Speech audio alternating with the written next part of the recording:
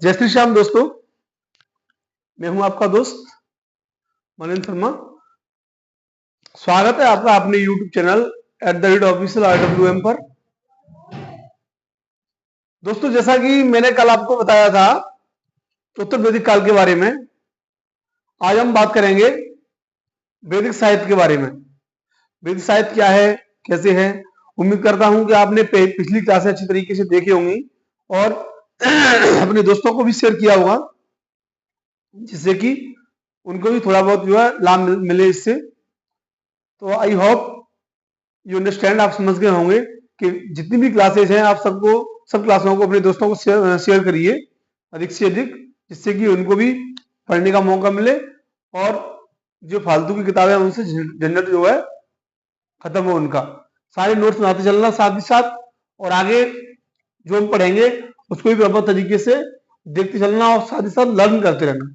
मैंने बोला है कि अगली क्लास लेने से पहले पिछली क्लास को एक बार रिवीजन करके अवश्य आए। ठीक है दोस्तों, आज चालू करते हैं आज की क्लास।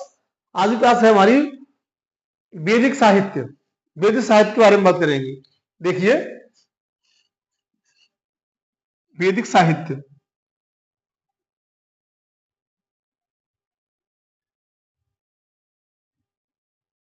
वैदिक साहित्य के बारे में हम आपको नॉलेज देंगे आज प्रॉपर तरीके से।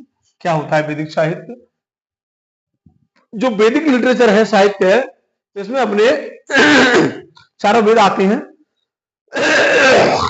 एक मिनट, ये चारों वेद हैं अपने, सबको पता है। जो ऋग्वेद है अपना सबसे प्राचीन वेद है। उसके बाद अपना यजुर्वेद है, फिर अथर्ववेद है और सामवेद है। ये अपने चार वेद हैं और इन चारों वेदों के बारे में हम विस्तार से चर्चा करेंगे। चलिए स्टार्ट करते हैं।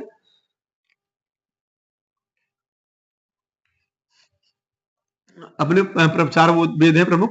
एक तो ऋग्वेद है, पहला ऋग्वेद। दूसरा है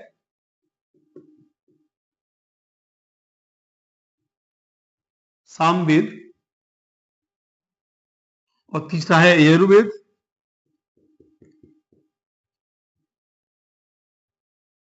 यजुर्वेद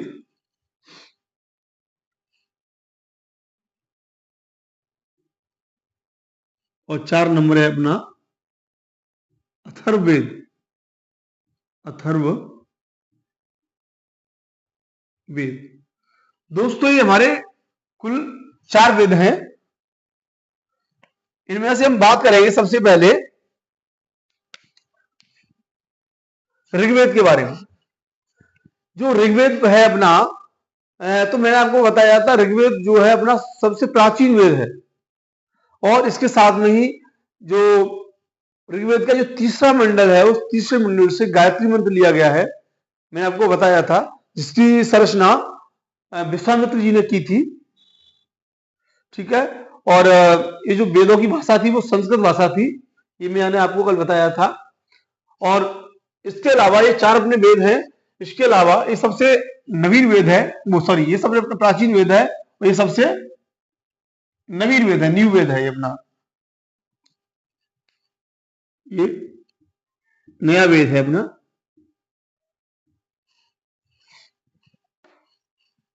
ये अपना प्राचीन है, इस चीज का आप ध्यान रखना थोड़ा। ये प्राचीन वेद है।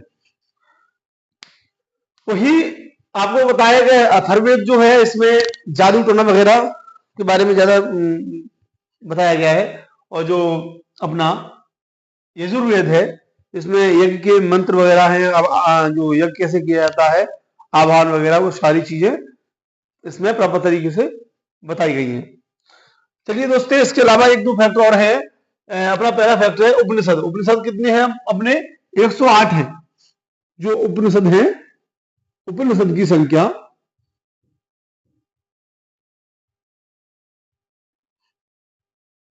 की संख्या 108 है, इस चीज का ध्यान रखना। 108। तो कुल उपनिषद कितने हैं? 108। इसके अलावा जो भारत का राष्ट्रीय आदर्श वाक्य है, सत्यमेव जयते, सत्यमेव जयते, भारत का राष्ट्रीय आदर्श वाक्य, भारत का राष्ट्रीय आदर्श वाक्य जो है सत्यमेव जयते, सत्यमेव जयते। दोस्तों ये जो सत्यमेव जयते जो है वाक्य है, ये मुंडकोपनिषद से लिया गया है। मुंडकोपनिषद,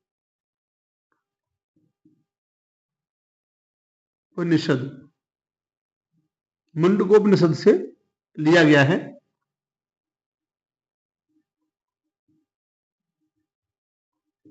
ठीक है, इस चीज का विशेष ध्यान रखना।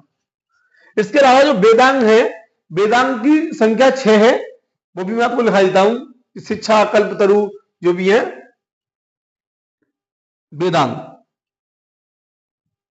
वेदांगों की संख्या कितनी है? 6। कौन कौन सी है लिखिए। पहला है शिक्षा, दूसरा है कल्प, और आपका तीसरा है व्याकरण निरुक्त, व्याकरण, अगला है निरुक्त,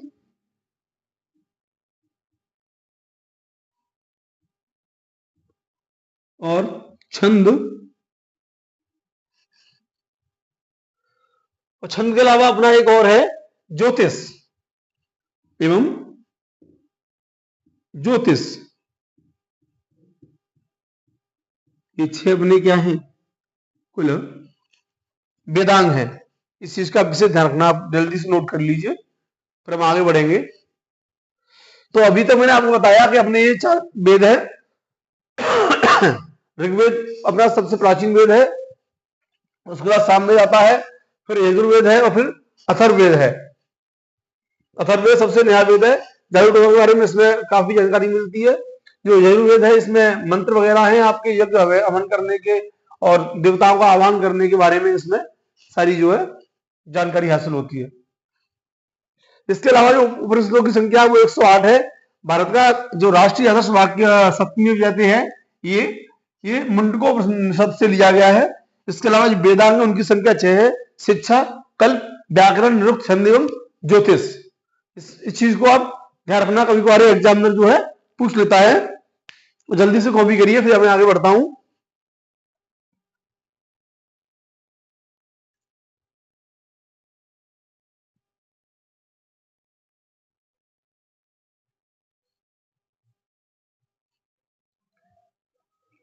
चलिए मैं ऊपर से साफ कर देता हूं, या आपने कॉपी कर लिया होगा।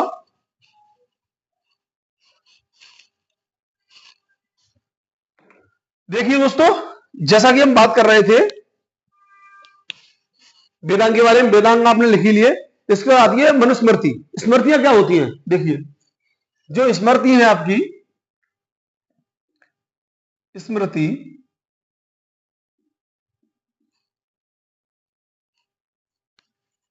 स्मृतियों को धर्मशास्त्र भी कहा जाता है।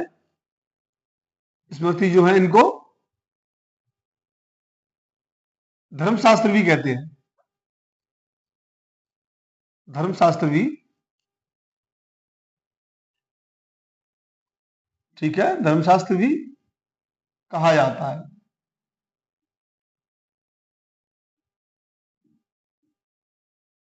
ठीक है, जो अपनी सबसे प्राचीन स्मृति है उसका नाम मनुस्मृति है। मनुस्मृति, स्मृति, जो मनुस्मृति है ये सबसे प्राचीन स्मृति है, सबसे प्राचीन।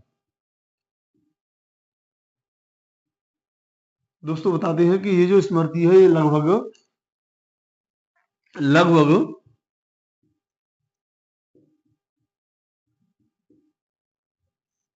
लगभग 200 ईसा पूर्व प्राचीन स्मृति है। ऐसा बताया जाता है लगभग 200 ईसा पूर्व प्राचीन। ठीक है दोस्तों। लगभग 200 ईसा पूर्व जो है प्राचीन है, इसकी रचना हुई थी 200 ईसा पूर्व के समथिंग। ठीक है, या प्राचीन हटा दीजिए, तो हमने लिख लिया एक बार, आप लिख लीजिए रचना हुई इसकी 200 ईसा पूर्व रचना हुई। ठीक है दोस्तों, आगे बढ़ते हैं। आगे हम बात करेंगे प्राणों के बारे में। जो प्राण है, प्राणों की संख्या जो है 18 है। प्राण, प्राणों की संख्या 18 है। ठीक है, जो सबसे प्राचीन प्राण कौन सा है अपना? सबसे प्राचीन जो है मत्स्य प्राण है, जो सबसे प्राचीन प्राण है। लिख लीजिए, नोट करिए इसको भी। सबसे प्राचीन प्राण कौन सा है? सबसे प्राचीन प्राण, सबसे प्राचीन प्राण कौन सा है? मत्स्य, मत्स्य प्राण। इंपॉर्टेंट है, एग्जाम में कभी बार पूछ लेता है। इसके साथ ही दोस्तों इसमें कुछ दिशाएं हैं, उत्तर वैदिक शब्द हैं, उन दिशाओं के कुछ अलग अलग नाम है। उन दिशाओं को मैं लिखा देता हूं, क्योंकि जैसे कि प्रतीची, उदीची, प्राची, ये अलग अलग दिशाएं हैं। कौन सी दिशाओं को क्या कहते हैं, कभी कोई एग्जाम में पूछ लेता है, तो इस चीज को भी मैं नोट करा देता हूँ। आप जल्दी से इसको कॉपी करिए।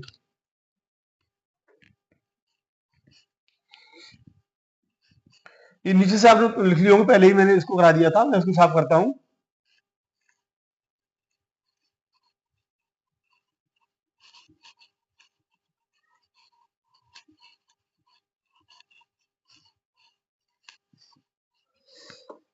देखिए दोस्तों, ये कुछ दिशाएं हैं, उत्तर वैदिक शब्द है और आया का नाम है।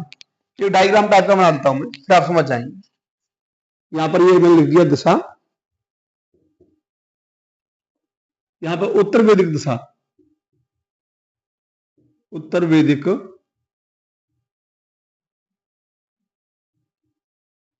दिशा। और इन दिशाओं के जो राजा को कहा जाता था, उसमें क्या अलग अलग नाम उनसे वर्णन करते थे, वो राजा का नाम भी लिख देता हूं यहां पर। राजा का नाम, नाम समझिए। ये आपकी एक तरह से सारणी बन गई। मैं लाइन खींच देता हूं, एक 3। ठीक है, 1 और ये 2। पहली दिशा है अपनी, वो अपनी पूर्व दिशा है। कौन सी है? पूर्व। ये जो पूर्व दिशा है, उसको उत्तर वैदिक काल में प्राची के नाम से जानते थे। किसके नाम से? प्राची के नाम से। और इस क्षेत्र के जो राजा हुआ करते थे, उनको सम्राट के नाम से संबोधित करते थे। सम्राट के नाम से संबोधित किया जाता था उस समय। इस चीज का विशेष ध्यान रखना। ठीक है, ऐसे ही अपनी दूसरी दिशा जो है वो पश्चिम दिशा है। पश्चिम, पश्चिम दिशा को उत्तर वैदिक जो नाम था, उत्तर वैदिक नाम था दिशा का, उसको प्रतीची कहते थे। प्रतीची। और इस जो पश्चिम दिशा के जो राजा हुआ करते थे, उनको स्वराष्ट्र के नाम से जानते थे। स्वराष्ट्र, दिस वन। इसके अलावा जो उत्तर दिशा थी अपनी, उत्तर दिशा, उत्तर दिशा को उदीची के नाम से जानते थे। उदीची।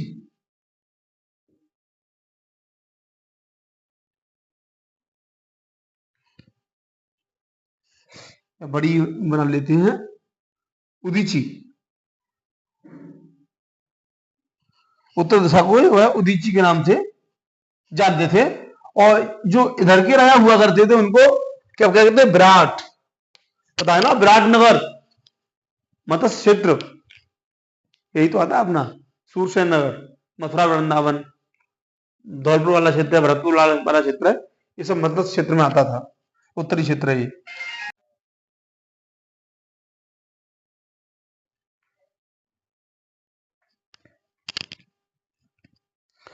दोस्तों बीच में फोन आ गया, फोन आने की वजह से जो क्लास थोड़ी डिस्टर्ब हो गई। अब इस क्लास को मैं 2 पार्टों में डिवाइड कर दिया है। जो पहला पार्ट है वो छोटा सा होगा, साथ में ही पार्ट 1 पार्ट 2 करके मैं डाल दूंगा। ठीक है, आज आगे देखते हैं। जो उत्तर जो साथी उसको उदीची के नाम से जानते थे, इसके अलावा इधर के जो राजा हुआ करते थे उनको विराट नाम से संबोधित करते थे। ठीक है, इतना आपने लिख ही लिया हुआ। इसके अलावा मध्य दक्षिण 2 भाग और थे, मध्य एंड दक्षिण। जो मध्य के राजा हुआ करते थे, दिशा तो कुछ नहीं था इसमें, नॉर्मली 3 दिशा फेमस है। जो मध्य के राजा हुआ करते थे उनको राजा के नाम से संबोधित करते थे, और जो दक्षिण के होते थे वो भोज कहलाते थे, भोज। इतना आप याद रखें, ये आज का महत्वपूर्ण टॉपिक है। जल्दी से कॉपी करिए इसको।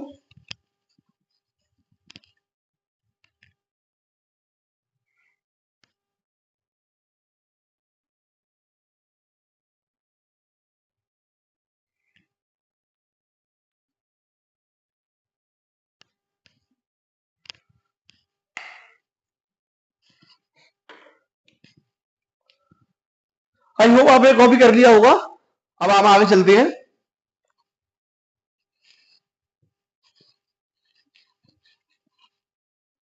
फोन फ्लाइट मोड पर लगाए थे कल से।